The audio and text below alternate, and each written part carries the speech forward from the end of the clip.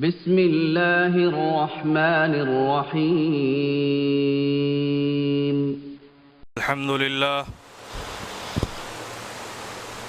الحمد لله نحمده ونستعينه ونستغفره ونعوذ بالله من شرور أنفسنا ومن سيئات أعمالنا. من يهده الله فلا مضل له ومن يضلله فلا هادي له. وأشهد أن لا إله إلا الله وحده لا شريك له. وأشهد أن محمدًا عبده ورسوله. يا أيها الذين آمنوا اتقوا الله حق تقاته ولا تموتن إلا وأنتم مسلمون. يا أيها الناس اتقوا ربكم الذي خلقكم من نفس واحدة وخلق منها زوجها وبث منهما رجالا كثيرا ونساء. واتقوا الله الذي تساءلون به والأرحام إن الله كان عليكم رقيبا. يا أيها الذين آمنوا اتقوا الله وقولوا قولا سديدا يصلح لكم أعمالكم ويغفر لكم ذنوبكم ومن يطع الله ورسوله فقد فاز فوزا عظيما. فإن خير الحديث كتاب الله وخير الهدي هدي محمد صلى الله عليه وسلم وشر الأمور محدثاتها وكل محدثة بدعة وكل بدعة ضلالة وكل ضلالة في النار. أعوذ بالله من الشيطان الرجيم. بسم الله الرحمن الرحيم. ولقد خلقنا الإنسان ونعلم ما توسوس به نفسه ونحن أقرب إليه من حبل الوريد إذ يتلقى المتلقيان عن اليمين وعن الشمال قعيد ما يلفظ من قول إلا لديه رقيب عتيد. وجاءت سكرة الموت بالحق ذلك ما كنت منه تحيد.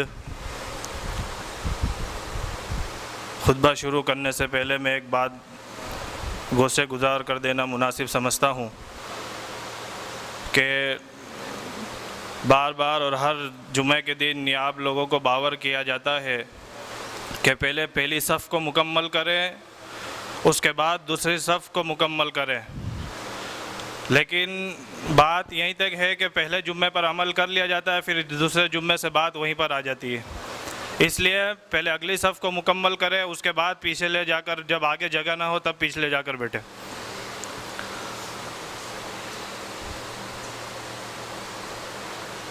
وقال الله تبارك وتعالى في القرآن المجيد والفرقان الحميد. أعوذ بالله من الشيطان الرجيم. فبما رحمة من الله لنت لهم ولو كنت فظا غليظ القلب لانفضوا من حولك فاعف عنهم واستغفر لهم وشاورهم في الأمر.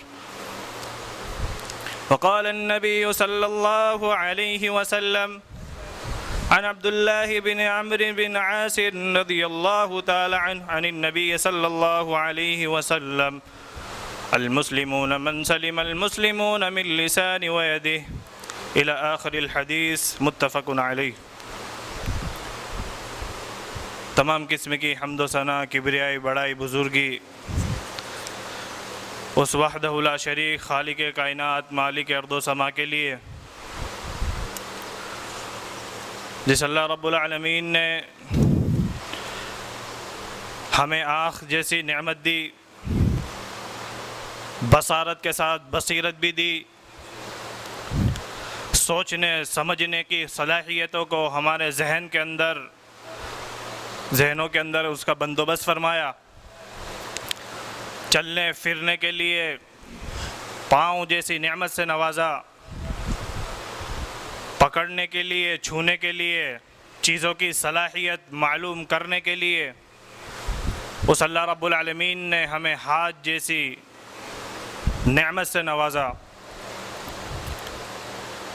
وہ اللہ رب العالمین جس نے ہم بنین و انسان کو اس دار فانی کے اندر مبعوث فرمایا اور مبعوث فرما کر یوں ہی نہیں چھوڑا، بلکہ ہماری رشد و ہدایت کے لیے بے شمار انبیاء اکرام علیہم السلام کا تسلسل جاری و ساری فرمایا۔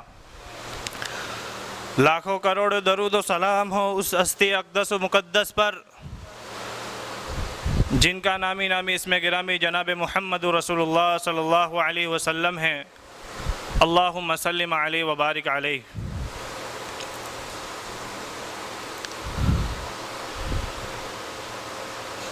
اس بات میں کوئی شک نہیں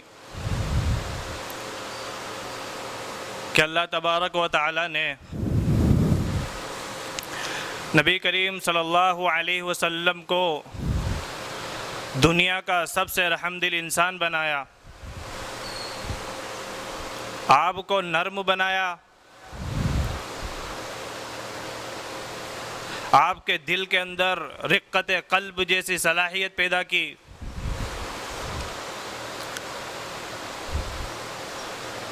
اور آپ کو اللہ تبارک و تعالی نے اخلاق کے سب سے اعلیٰ و عرفہ مقام پر فائز بھی فرمایا۔ اللہ تبارک و تعالی قرآن مجید کے اندر خود اللہ کے رسول صلی اللہ علیہ وسلم کے اعلیٰ اخلاق کی گواہی دیتے ہوئے ارشاد فرماتا ہے۔ سورہ قلم کے اندر اللہ تبارک و تعالی ارشاد فرماتا ہے وَإِنَّكَ لَعَلَىٰ خُلُقٍ عَظِيمٍ۔ اے پیغمبر، اے اللہ کے رسول، اے نبی جناب محمد رسول اللہ صلی اللہ علیہ وسلم، ہم نے آپ کے اخلاق کو اخلاق کے اعلیٰ مقام پر فائز کر دیا۔ اور اگر اللہ کے رسول صلی اللہ علیہ وسلم تنگ دل ہوتے، سخت دل ہوتے، نرم مزاجی اللہ کے رسول صلی اللہ علیہ وسلم کے اندر نہ ہوتی، اللہ کے رسول صلی اللہ علیہ وسلم کے اندر رقت قلب کی صلاحیت موجود نہ ہوتی، تو پھر کیا ہوتا؟ اللہ تبارک و تعالی نے اس کا بھی نقشہ قرآن مقدس کے اندر سورہ آل عمران کے اندر کھینچا۔ فَبِمَا رَحْمَةٍ مِّنَ اللَّهِ لِنتَ لَهُمْ وَلَوْ كُنْتَ فَضًّا غَلِيظَ الْقَلْبِ لَانفَضُّوا مِنْ حَوْلِكَ فَاعْفُ عَنْهُمْ وَاسْتَغْفِرْ لَهُمْ وَشَاوِرْهُمْ فِي الْأَمْرِ۔ اے نبی کریم صلی اللہ علیہ وسلم، اللہ کی رحمت سے آپ نرم دل ہیں، نرم گو ہیں، نرم مزاج ہیں۔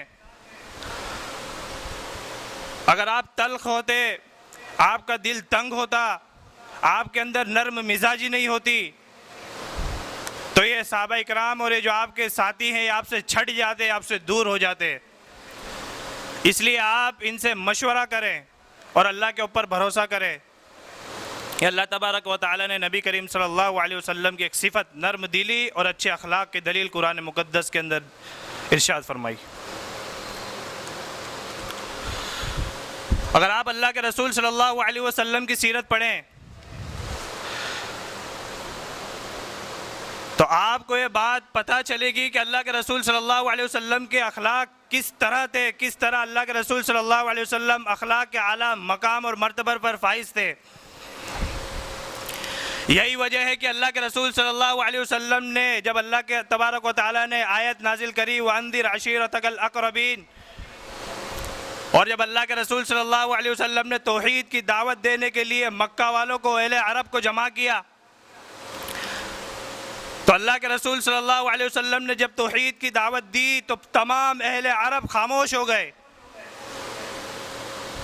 کیوں؟ اللہ کے رسول صلی اللہ علیہ وسلم کی مخالفت کرنے کے لیے ان کے پاس کوئی واقعہ، کوئی سانحہ، کوئی الفاظ، کوئی ایسا واقعہ موجود نہیں تھا جس کو رکھ کر اللہ کے رسول صلی اللہ علیہ وسلم کی مخالفت کرتے، کیونکہ اللہ کے رسول صلی اللہ علیہ وسلم کے اخلاق ہی تھے کہ آپ نے 40 سالہ دور کے اندر اخلاق کا وہ مظاہرہ پیش کیا، وہ انمول نمونہ پیش کیا کہ مکہ والوں کے پاس کوئی جواب نہیں بن سکا کہ آپ صلی اللہ علیہ وسلم کی مخالفت کر سکے۔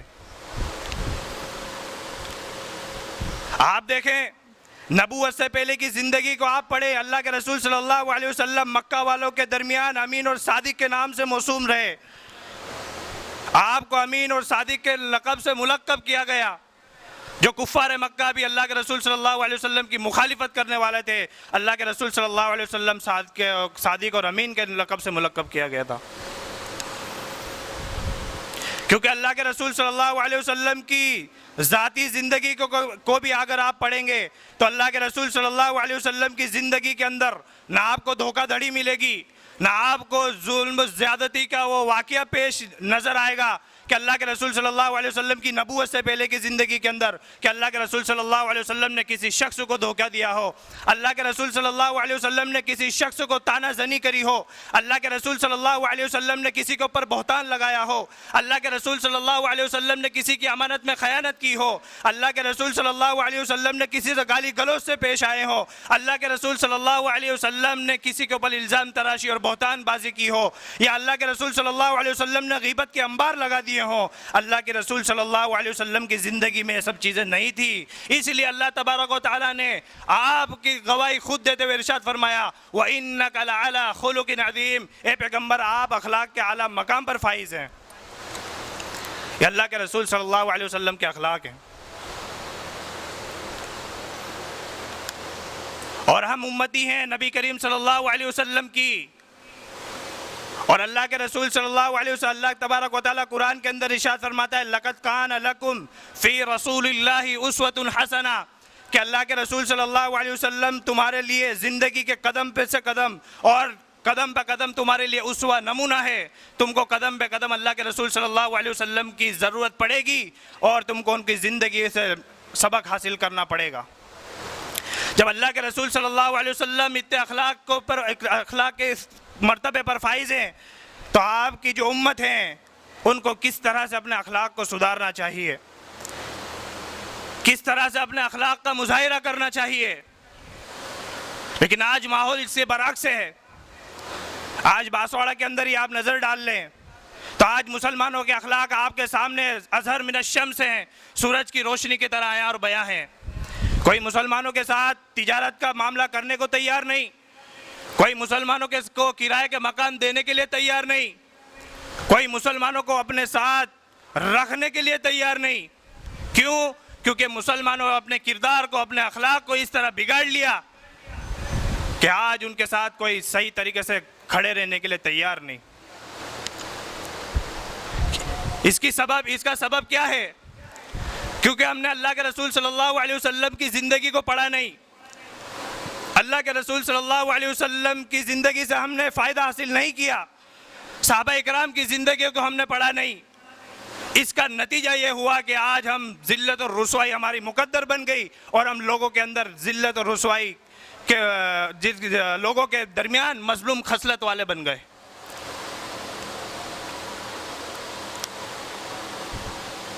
ورنہ اللہ کے رسول صلی اللہ علیہ وسلم کی اگر آپ زندگی کا مطالعہ کریں گے تو آپ کو یہ بات پتہ چلے گی کہ اللہ کے رسول صلی اللہ علیہ وسلم کے اخلاق کو دیکھ کر وہ شخص جو تلوار کو دیکھ کر جھکا نہیں, جو تلوار کو دیکھ کر اسلام جس نے قبول نہیں کیا, وہ اللہ کے رسول صلی اللہ علیہ وسلم کے اخلاق کریمانہ کو دیکھ کر اسلام کا شیدائی بن گیا اور اسلام کا ماننے والا بن گیا.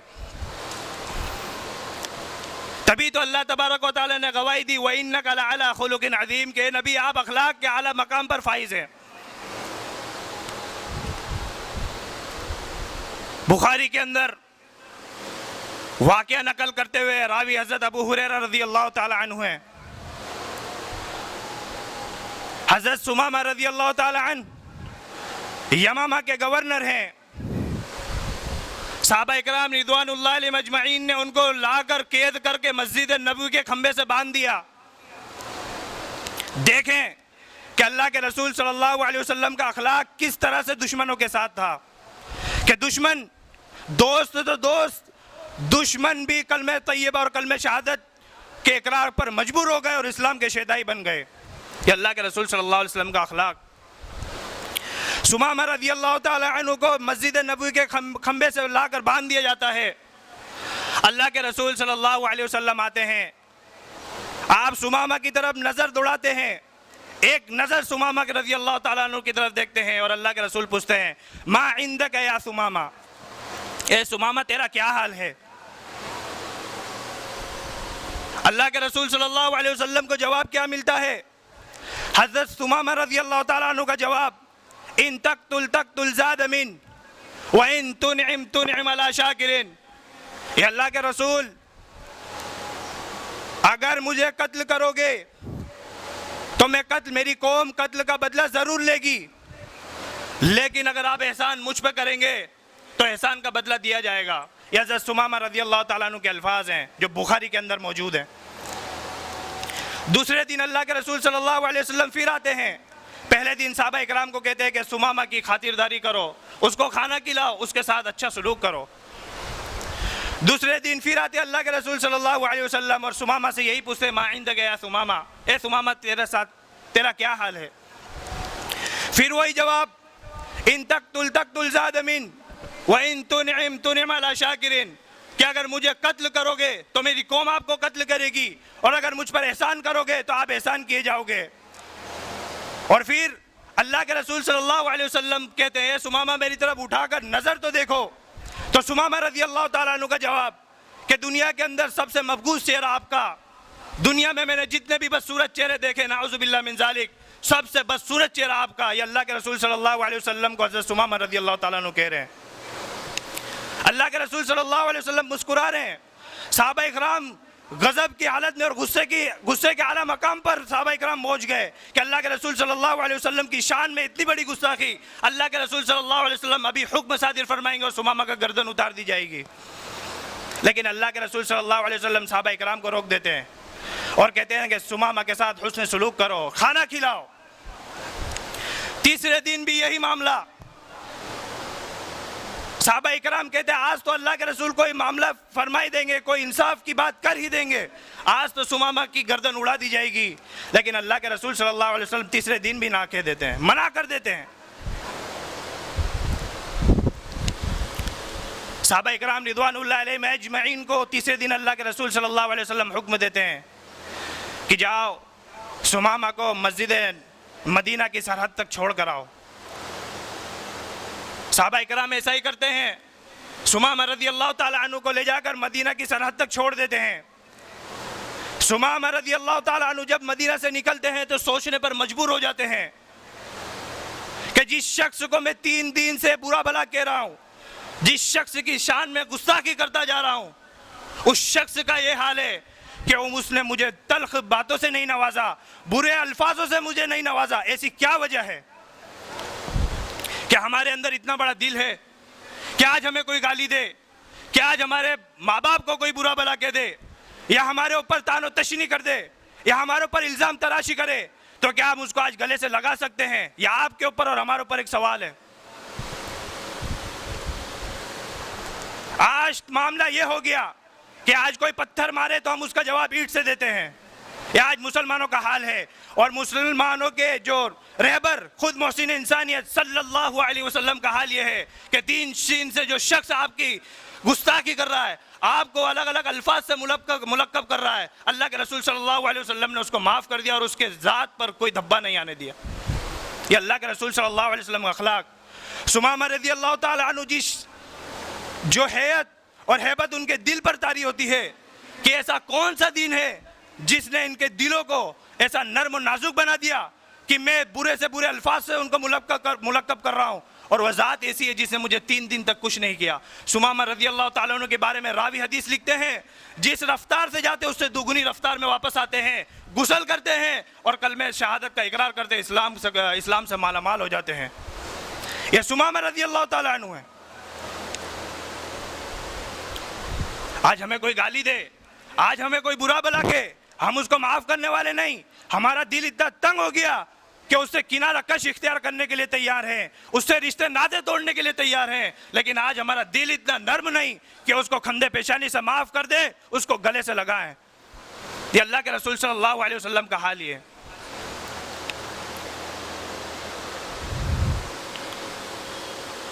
اسی لیے تو اللہ تبارک و تعالیٰ نے کہا لَقَدْ كَانَ لَكُمْ فِي رَسُولِ اللَّهِ أُسْوَةٌ حَسَنَةٌ، کہ میرا نبی تمہارے لیے قدم بقدم زندگی کے ہر گوشے میں اسوہ حسنہ ہے. ایسے نہیں کہ اللہ تبارک و تعالیٰ نے. اللہ کے رسول صلی اللہ علیہ وسلم کے وہ دن آنکھیں اشک بار ہو جائے کہ جسے اللہ تبارک و تعالیٰ نے رحمت للعالمین کا خطاب دیا، جسے اللہ تبارک و تعالیٰ نے اخلاق کے اعلیٰ مقام پر فائز کر دیا، جسے جنت کا افتتاح کروانا ہے اللہ کے رسول صلی اللہ علیہ وسلم، آپ مرض الموت کے اندر مبتلا ہیں۔ دیکھیں اللہ کے رسول صلی اللہ علیہ وسلم کا اخلاق، آپ کا کردار، آپ کا رہن سہن، آپ کے نشیب و فراز، آپ کے زیر و زبر، آپ کا اٹھنا بیٹھنا، سب کے سب آج ہمارے لیے اسوہ حسنہ ہے۔ ہم کو اللہ کے رسول صلی اللہ علیہ وسلم کی زندگی کو پڑھنا پڑے گا۔ اللہ کے رسول صلی اللہ علیہ وسلم کے الفاظ جو مسند احمد اور بخاری کے اندر مذکور ہیں، اگر آپ پڑھیں تو آنکھیں اشک بار ہو جائے کہ اتنے نرم دل اللہ کے رسول صلی اللہ علیہ وسلم اور اتنے حقوق العباد سے ڈرتے تھے کہ کہیں اللہ رب العالمین کل میدان محشر کے اندر مجھے حقوق العباد کے اندر پکڑ نہ لے۔ اور اللہ کے رسول صلی اللہ علیہ وسلم کا اخلاق دیکھیے کہ اللہ کے رسول صلی اللہ علیہ وسلم سے بھی کوئی غلطی ہو سکتی ہے۔ فضل بن عباس رضی اللہ تعالی عنہ کہتے ہیں کہ اللہ کے رسول صلی اللہ علیہ وسلم جب مرض میں مبتلا ہوئے، جب اللہ کے رسول صلی اللہ علیہ وسلم کو بخار کی شدت طاری ہوئی اور اللہ کے رسول صلی اللہ علیہ وسلم کو بخار کی شدت بڑھتی چلی گئی، 8 ربیع الاول جمعرات کا دن، اللہ کے رسول صلی اللہ علیہ وسلم کی موت سے 5 دن وقت قبل اللہ کے رسول صلی اللہ علیہ وسلم کے مرض میں افاقہ ہوا، تھوڑی طبیعت سنبھلی ہے۔ اللہ کے رسول صلی اللہ علیہ وسلم مسجد کے اندر گئے ہیں، ظہر کی نماز سے پہلے لوگوں کو اکٹھا کیا ہے، اللہ کے رسول صلی اللہ علیہ وسلم ممبر پر چڑھے ہیں، اللہ کے رسول صلی اللہ علیہ وسلم نے خطبہ دیا۔ کیا خطبہ دیا؟ لعن اللہ الیہود والنصارى اتخذوا قبور انبیائہم مساجدا، کہ اللہ تبارک و تعالیٰ لعنت بھیجے، اللہ تبارک و تعالیٰ کی لعنت ہو یہود و نصارہ پر جنہوں نے انبیاء کرام علیہ السلام کی قبر کو سجدہ گاہ بنا لیا۔ دراصل اللہ کے رسول صلی اللہ علیہ وسلم اس بات کی طرف اشارہ کر رہے ہیں کہ میں بھی جانے والا ہوں، اے میرے صحابہ، پہلے انبیاء کرام علیہ السلام آئے، وہ بھی چلے گئے، اسی طرح اس دنیا سے میں بھی جانے والا ہوں، دیکھنا کہیں تم یہ مت کر لینا کہ تم میری بھی قبر کو جس طرح سے پہلے لوگوں نے کیا کہ قبر کو سجدہ گاہ بنا لیا تھا، اسی طرح میری قبر کو بھی تم سجدہ گاہ نہ بنا لینا۔ اللہ کے رسول صلی اللہ علیہ وسلم اشارہ کر رہے ہیں۔ آگے بڑھتے ہیں، اللہ کے رسول صلی اللہ علیہ وسلم کے الفاظ جو آپ کے اخلاق کا اعلیٰ نمونہ پیش کر رہے ہیں اور جسے امام بخاری اور امام احمد نے اپنی صحیح کے اندر جگہ دی۔ اللہ کے رسول کے اخلاق اور الفاظ کیا ہیں؟ اللہ کے رسول صلی اللہ علیہ وسلم صحابہ کو مخاطب کرتے ہوئے کہتے ہیں فَمَن كُنْتُ جَلَدْتُ لَهُ زَهْرًا، اے میرے صحابہ، میں نے تمہارے درمیان زندگی کا بیشتر حصہ گزارا ہے، تمہارے اندر زندگی کا بیشتر حصہ گزارا ہے، اگر میں نے کسی شخص کو کوڑا مارا ہو تو ھذا ظہری، یہ میری پیٹھ ہے، آج محمد سے وہ بدلہ لے لے۔ اگر میں نے کسی کو کوڑا مارا، کسی کو میرے ہاتھ سے تکلیف پہنچی ہے تو آج وہ میرے سے میرا بدلہ لے لے، یہ میری پیٹھ ہے۔ اللہ کے رسول صلی اللہ علیہ وسلم کے الفاظ فھذا ظہری، یہ آج میری پیٹھ ہے، اگر میں نے کسی شخص کو کوڑا مارا ہو، کسی شخص کو میرے ہاتھ سے کوئی تکلیف پہنچی ہو، وہ مجھ سے بدلہ لے لے، یہ میری پیٹھ حاضر ہے۔ اللہ کے رسول صلی اللہ علیہ وسلم آگے ارشاد فرماتے ہیں وَمَن كُنْتُ أَخَذْتُ لَهُ مَالًا، اگر میں نے کسی سے مال لیا ہو، اگر میں نے کسی سے پیسے ادھار لیے ہو تو ھذا مالی، یہ میرا مال ہے، تو مجھ سے میرا مال ہے، یہ میں اپنے میرے مال کے اندر سے اپنا مال لے لے۔ اللہ کے رسول صلی اللہ علیہ وسلم آگے بڑھتے ہیں وَمَن كُنْتُ شَتَمْتُ لَهُ عِرْضًا فَهَذَا عِرْضِي فَيَسْتَقِدْهُ مِنْهُ، کہ اگر میری زبان سے، میرے اعضاء اور جوارح سے کسی مسلمان کا دل دکھا ہو، میری زبان سے کسی مسلمان کے لیے کوئی نازیبہ الفاظ نکل گئے ہوں، میں نے کسی کو پریشان کیا ہو، اگر کسی کی عزت کے اوپر بات آئی ہو، کسی کی عزت کے اوپر تلخ باتیں گرا گزرے ہو، فَهَذَا عِرْضِي، یہ میری عزت ہے، یہ محمد صلی اللہ علیہ وسلم کھڑا ہے، مجھ سے برا بھلا کہہ کر اپنا معاملہ رفع دفع کروا لے۔ یہ اللہ کے رسول صلی اللہ علیہ وسلم کے الفاظ آج انسان کو جھنجھوڑ کر رکھ دینے والے ہیں کہ ایک محسن انسانیت اللہ کے رسول صلی اللہ علیہ وسلم جو رحمت للعالمین ہے، جس کو جنت کا افتتاح کروانا ہے، وہ صحابہ کرام رضوان اللہ علیہ مجمعین کے سامنے کھڑے ہو کر یہ بات کہہ رہے ہیں۔ تو آج ہمارے اندر جو اخلاق کی کمی ہے، جو اخلاق کی گراوٹ ہے، تو ہم کو کس طرح سے ہماری اصلاح کرنی چاہیے، کیونکہ یہ اخلاق اور یہ الفاظ جو زبان کی جو الفاظ نکلتے ہیں جس سے انسان کا دل چھلنی ہو جاتا ہے، یہ تلوار کی دھار سے بھی بہت زیادہ تیز ہوتے ہیں۔ انسان، یہ ایک بات ازہر من الشمس ہے کہ تلوار کا زخم نیزے کا زخم بھر سکتا ہے، لیکن زبان سے جو نکلے ہوئے الفاظ انسان کی زندگی، جب تک وہ اس زندگی کے اندر باحیات ہے، وہ الفاظ اس کے جسم کو لگتے رہتے ہیں، اس کے دل میں کو ٹوچر کرتے رہتے ہیں۔ اس لیے اللہ کے رسول صلی اللہ علیہ وسلم نے اپنی مرض الموت کی زندگی کے اندر خطبہ دیتے ہوئے صحابہ اکرام سے معافی تلافی کا معاملہ کیا۔ یہ اللہ کے رسول صلی اللہ علیہ وسلم کے اعلیٰ اخلاق ہیں۔ کیوں؟ کیونکہ اگر ہم کسی کو، اللہ کے رسول صلی اللہ علیہ وسلم ارشاد فرماتے ہیں، بخاری کی حدیث متفق علیہ روایت، المسلمون من سلم المسلمون من لسانی و یدی، کہ مسلمان ہو ہی نہیں سکتا، وہ ایمان والا ہو ہی نہیں سکتا، وہ مسلمان ہو ہی نہیں سکتا جس کے اعضاء جوارح سے، جس کے پاؤں سے، جس کے زبان سے، جس کے ہاتھ سے، جس کے کردار اور کریکٹر سے کسی مسلمان کا دل دکھے، کسی شخص کا دل دکھے۔ اللہ کے رسول صلی اللہ علیہ وسلم کہتے ہیں وہ مسلمان نہیں ہے۔ کیوں؟ اللہ کے رسول صلی اللہ علیہ وسلم یہ اخلاق کے بارے میں ہمیں ترغیب کیوں دلا رہے ہیں؟ اگر کسی کا دل دکھا تو دنیا کے اندر ہم کو معافی تلافی کا حکم اللہ کے رسول صلی اللہ علیہ وسلم کیوں دے رہے ہیں؟ کیونکہ راوی حضرت ابو ہریرہ رضی اللہ تعالیٰ عنہ ہیں۔ حضرت ابو ہریرہ رضی اللہ تعالیٰ عنہ ارشاد فرماتے ہیں، اللہ کے رسول صلی اللہ علیہ وسلم نے ارشاد فرمایا، اے میرے صحابہ، اتدرون ما المفلس، تم جانتے ہو کہ مفلس کسے کہتے ہیں؟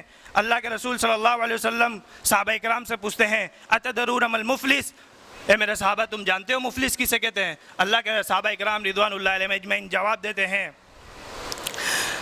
من لا درہم لہ ولا متاع، اے اللہ کے رسول ہم تو مفلس اس کو سمجھتے ہیں کہ جس کے بعد زندگی گزارنے کا سامان نہ ہو، جس کے بعد زندگی گزارنے کا توشہ نہ ہو، اور اس کے بعد درہم و دینار نہیں ہو۔ اللہ کے رسول صلی اللہ علیہ وسلم ارشاد فرماتے ہیں، اے میرے صحابہ مفلس وہ نہیں ہے جس کے بعد دینار و درہم نہ ہو، بلکہ میری امت کا مفلس وہ ہے، ان المفلس من امتی یاتی یوم القیامہ بصلاۃ وصیام وزکاۃ، کہ میری امت کا مفلس وہ ہوگا کل قیامت کے دن میشان محشر ہوگا، میدان محشر کے اندر زکاتوں کے انبار لے کر آیا ہوگا، صلاتوں کے انبار لے کر آیا ہوگا، اور زہد و ورع کے انبار لے کر آیا ہوگا، یعنی نیکیوں کے انبار لگے ہوئے ہوں گے۔ یہ اللہ کے رسول صلی اللہ علیہ وسلم فرماتے ہیں میری امت کا مفلس ہوگا، وہ صلات بھی لے کے، نمازوں کے انبار لے کر آیا ہوگا، زکاتوں کے انبار لے کر آیا ہوگا، اور نیکیوں کے انبار لے کر آیا ہوگا، لیکن حال کیا ہوگا؟ وَشَتَمَ هَذَا، کسی کو گالی دی ہوگی، وَكَذَبَ هَذَا، کسی کو مال ہڑپ کر لیا ہوگا، وَأَكَلَ مَالِ هَذَا وَسَفَكَ هَذَا وَدَمَ هَذَا وَضَرَبَ هَذَا، کسی کو گالی گلوچ کی ہوگی، کسی کی دل شکنی کی ہوگی، کسی کے مال کو ہڑپ کر لیا ہوگا، اور کسی کو مارا ہوگا۔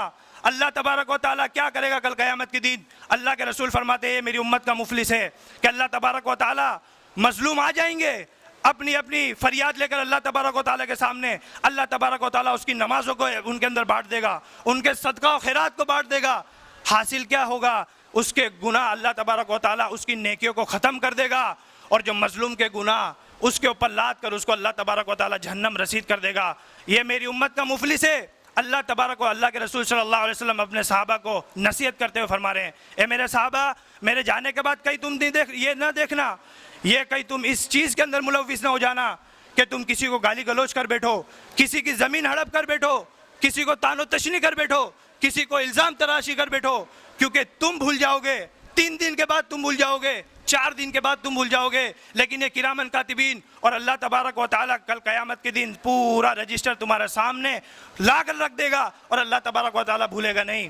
یہ اللہ کے رسول صلی اللہ علیہ وسلم کے عمدہ اخلاق، اور آپ صلی اللہ علیہ وسلم خود بھی مکارم اخلاق کے پیکر ہیں، اور اپنی امت کو بھی اخلاق کی ترغیب دلا رہے ہیں۔ آج ہمارا حال بھی ہونا چاہیے کہ آج ہمارا پڑوسی ہو، ہمارا بھائی ہو، دنیا کا کوئی بھی انسان ہو، ہمارے اعضاء جوارح سے، ہماری زبان سے، ہمارے اخلاق و کردار سے، ہمارے اٹھنے بیٹھنے سے کہیں کسی مسلمان کا دل نہ کسی مسلمان کا دل نہ توڑ دیا جائے، کسی مسلمان کا دل نہ ٹوٹ جائے۔ یہ اللہ کے رسول صلی اللہ علیہ وسلم کی اعلیٰ تعلیم ہے۔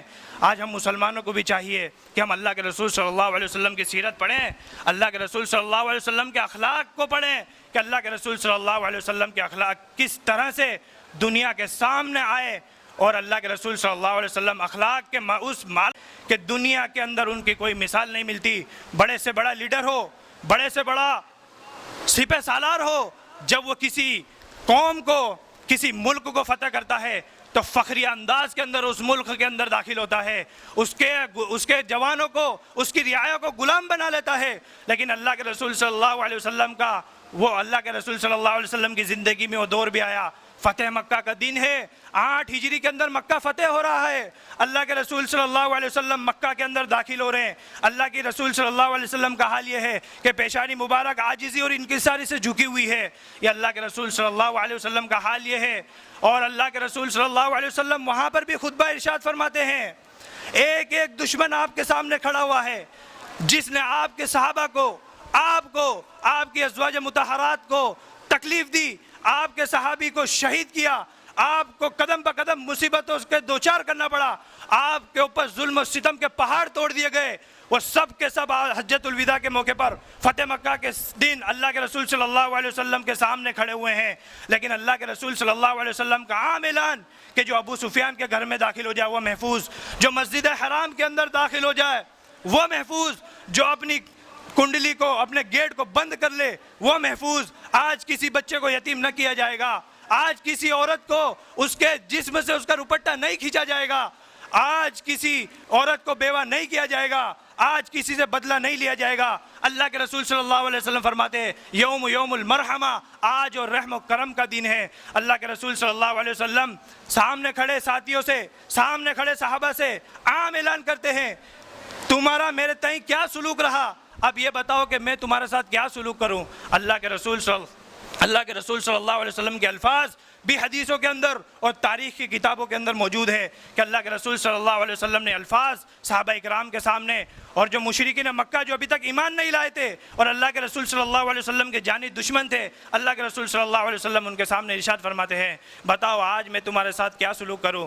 سب کے سب کہتے ہیں آپ کریم ہیں, آپ رحم دل ہیں, آپ رحم کرنے والے ہیں. اللہ کے رسول صلی اللہ علیہ وسلم ارشاد فرماتے ہیں, اللہ کے رسول صلی اللہ علیہ وسلم دیکھیں کس طرح سے اللہ کے رسول صلی اللہ علیہ وسلم کا دل, کہ آپ کو اللہ تبارک و تعالی نے نرم دل بنایا اور اخلاق کا وہ انمول نمونہ امت کے سامنے پیش کیا کہ اللہ کے رسول صلی اللہ علیہ وسلم نے ارشاد فرمایا کہ آج میں بھی وہی الفاظ کہوں گا جو یوسف علیہ السلام نے اپنے بھائیوں سے کہے تھے. وہ کون سے الفاظ ہیں؟ لا تثریب علیکم اليوم اذهبوا انتم الطلقاء, جاؤ آج کے دن تم سب کے سب معاف ہو, تم سے بدلہ نہیں لیا جائے گا, تم پر ظلم و ستم نہیں کیے جائیں گے, تم سب کے سب معاف ہو. یہ اللہ کے رسول صلی اللہ علیہ وسلم کے اخلاق, کردار, آپ کا اٹھنا بیٹھنا یہ آپ کے سامنے رکھا میں نے, اور ضرورت اس بات کی ہے کہ ہم کو بھی ہمارے اخلاق, ہمارے کردار, ہمارے رہن سہن, ہمارا اٹھنا بیٹھنا, ہمارے نشیب و فراز, ہم کو بھی اللہ کے رسول صلی اللہ علیہ وسلم کے بتائے ہوئے طریقے پر چل کر ہمارے اخلاق کو ہم کو سنوارنا ہے, ہمارے کردار کو ہم کو سنوارنا ہے. ہمارے بچوں کے جو ہماری نسلیں آ رہی ہے ان کو بھی اللہ کے رسول صلی اللہ علیہ وسلم کے اخلاق کے وہ انمول موتی بتلانے ہیں جس سے ان کے اخلاق سنور سکے, جن کے اندر جو اخلاق اللہ کے رسول صلی اللہ علیہ وسلم نے بتلائے ہمارے بچوں کے اندر بھی وہ اخلاق ہو, ہماری بیوی بچوں اور ہماری ماں اور بہنوں کے اندر بھی وہ اخلاق پیدا ہو جس سے ہم اخلاق کے وہ اعلیٰ مقام پر فائز ہوں جس کے اوپر رسول صلی اللہ علیہ وسلم بھی پہنچے اور اللہ کے رسول صلی اللہ علیہ وسلم نے جو ہم کو بتلایا. آخر میں اللہ تبارک و تعالیٰ سے دعا ہے کہ اللہ تبارک و تعالیٰ ہمارے اخلاق کو سنوار دے. اللہ تبارک و تعالیٰ ہم میں سے جو بیمار حال ہیں یا اللہ رب العالمین ان کی تو بیماریوں کو شفا کاملہ عاجلہ عطا فرما دے. یا اللہ رب العالمین جو تیرے بندے کلمہ شہادت پر اس دنیا سے گزر گئے, اللہ رب العالمین ان کی تو قبر کو نور سے بھر دے. یا اللہ رب العالمین جہاں پر بھی مسلمان حال پریشان حال ہیں اللہ رب العالمین ان کی تو پریشانیوں کو دور کر دے. یا اللہ رب العالمین جہاں پر بھی مسلمان بھائی یا جو بھی مسلمان سنگین بیماریوں کے اندر ملوث ہیں اللہ رب العالمین ان کی تو بیماریوں کو شفا کاملہ عاجلہ عطا فرما دے. یا اللہ رب العالمین جہاں پر بھی مسلمان بھائی جیل کے اندر ڈال دیے گئے ہیں اللہ رب العالمین ان کے تو نکلنے کا کوئی بندوبست فرما دے. یا اللہ رب العالمین ہمارے دل کو تو کینہ کپٹ حسد بغض و حسد سے پاک کر دے.